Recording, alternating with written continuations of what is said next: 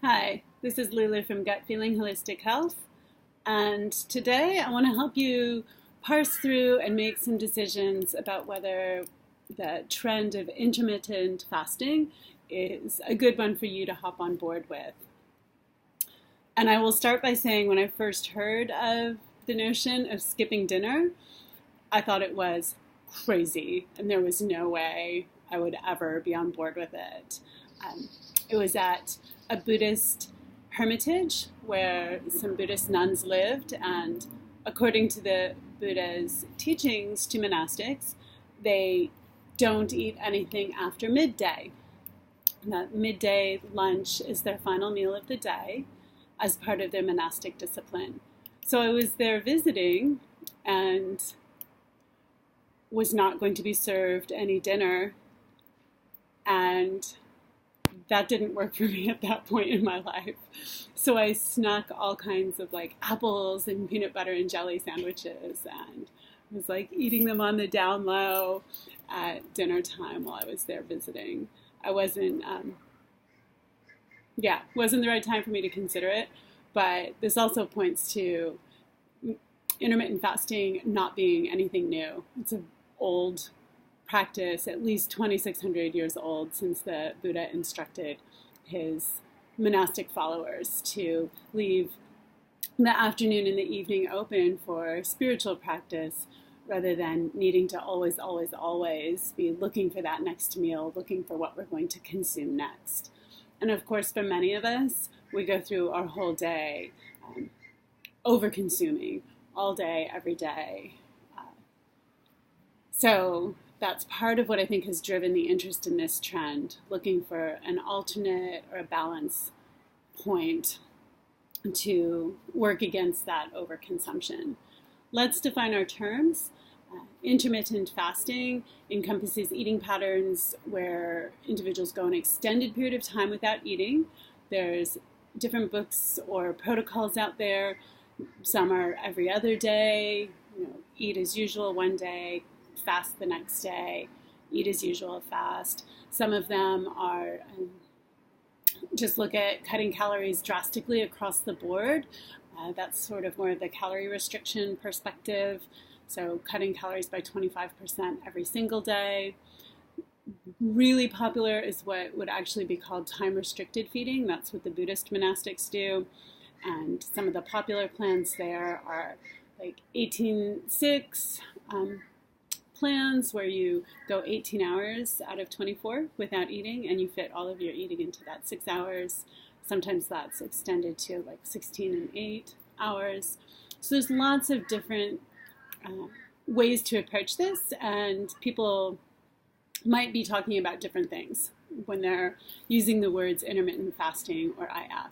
So it's good to check in and find out exactly what they're talking about. And there's a lot of good reasons for people to talk about it, because there are some impressive health benefits being shown for all of these different varieties of practice. Some of the benefits are increased insulin sensitivity, better stress resistance, increased lifespan, particularly if you're a worm or a rodent, when we drastically reduce caloric intake. Improved cardiovascular and cognitive function, decreased heart disease risk factors, reduced blood pressure, some of the specifics, and interestingly, muscle retention during weight loss. So we're going to look a little bit at what the weight loss piece of intermittent fasting is, but there may be a benefit to better muscle retention. Does it damage metabolism is one of the big concerns that comes up. We hear this long list of benefits. There's a lot of concern that it might be damaging to our metabolism. And honestly, sorry about that. Camera just started to move. Honestly, the research doesn't back up that a planned intermittent fasting protocol in which the person is getting adequate, high quality food during the eating period doesn't seem to be much impact on overall metabolic function, and some studies even show a benefit. Short-term, daily fasting or intermittent fasting can improve body weight it can improve blood sugar sensitivities for people who struggle with that. And those are probably what drive the trend as much as the other health benefits, because we're pretty weight obsessed overall. And so dialing into that, we start to see that we can have weight loss from intermittent fasting. Various amounts, depends exactly on what the protocol is when we look at it. That does seem to be evenly spread between women and men. When I look at the literature and just do a quick review of the studies there, we do see the benefits for both women and men. There's some research showing that the blood sugar regulatory benefits might not be quite as powerful for women. So some things to think about there. Why does it work? Well, we may have reduced oxidative damage, so there's less internal rusting going on with the constant metabolic action of digestion. We can have increased stress resistance at a cellular level, decreased inflammation, and increased immunity. And of course, inflammation, cellular inflammation, is a hallmark of every chronic disease that we struggle with in our contemporary times. And so looking for ways to decrease that inflammation, I wrote a book about it, The Complete Anti-Inflammatory Diet for Beginners. We're all wanting to look for ways to decrease that systemic inflammation inside. And intermittent fasting or time-restricted feeding may be one of those ways, as well as potentially just taking a break. You know, our body doesn't need us to take a break from eating in order to cleanse. That's what our liver and kidneys are for. However, if you are consuming things regularly that are not a good fit for you and that may be difficult for you to digest, FODMAPs or food you might be allergic to, such as some proteins, anything like that that's hard for you personally to digest, just including some fasting periods might give your digestive tract time to heal from that. Lots of different lengths of time to go if you're considering trying it.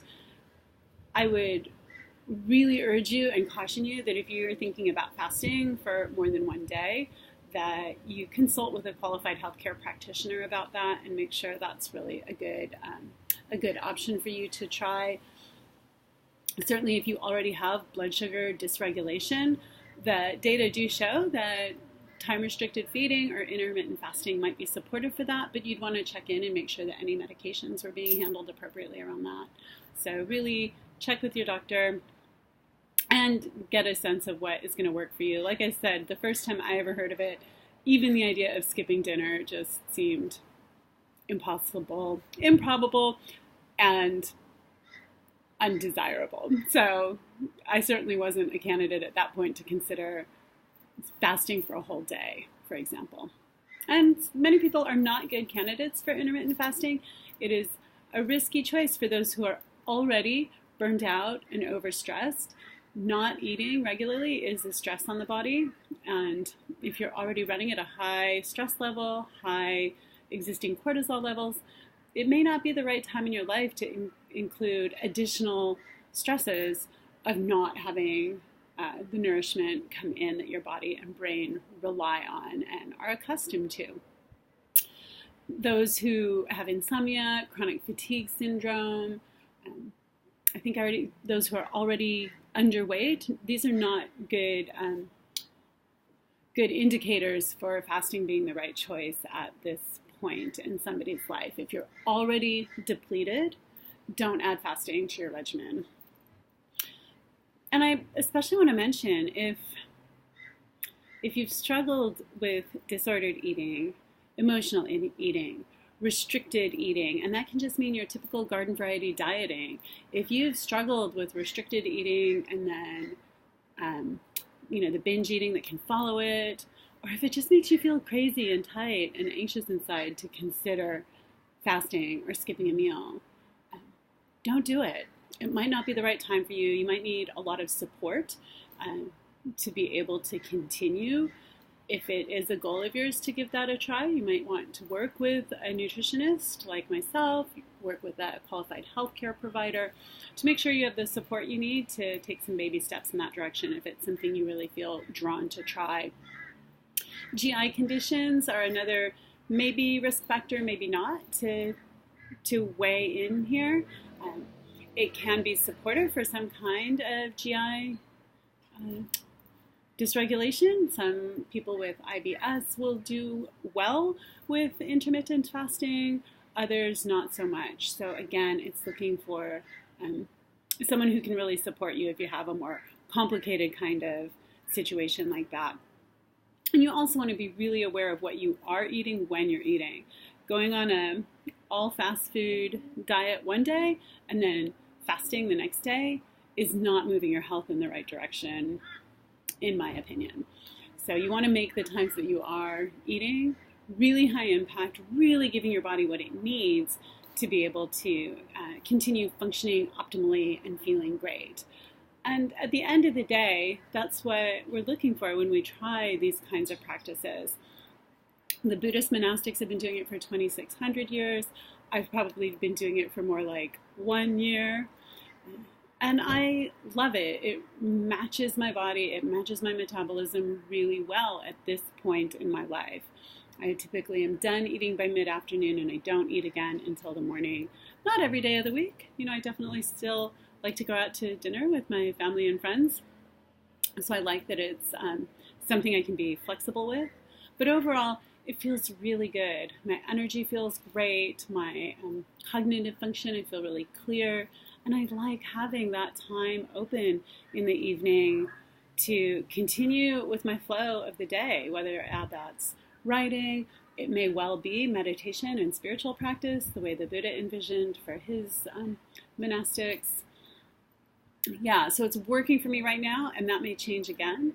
I'd love to hear it if any of you have experimented with intermittent fasting or time-restricted feeding. If you have any questions about it, please shoot them my way. I've got heaps of research and references I can share if you're interested, or just chat to you about your own decision-making process around whether that's helpful or not.